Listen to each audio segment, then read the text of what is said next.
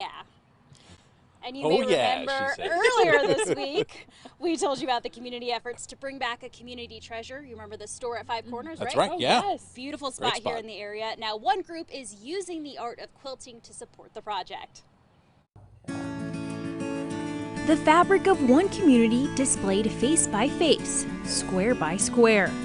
Take a close look at that. Allison Case is a professor of English at Williams College and a member of the Store at Five Corners Stewardship Association, stitching together the idea for a Williamstown community quilt. I wanted to do something that would kind of pull in different community members and that would also connect us with our history. Quilters and crafters from all over the region stepping up to the sewing machine to create their own unique additions to the quilt using 2 blocks of vintage print signature fabrics. Quilting has always been something of a community activity, and it's deeply tied to our history. Williamstown resident Joyce Harsh and her sister Sandy Howell working together on 2 blocks for the quilt. Joyce says quilting became her therapy after surgery in 2018. We've had people for whom this is the first quilt square they ever made, and then people who just, do this as their hobby all the time. So it really has felt like a community quilt. Allison will assemble the finished blocks into a king-size community quilt that will be raffled off to raise funds for the store at Five Corners.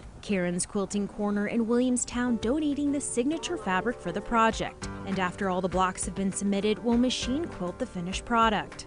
It's a great idea. It's a way to bring people together. People came in that weren't quilters that wanted to be a part of it.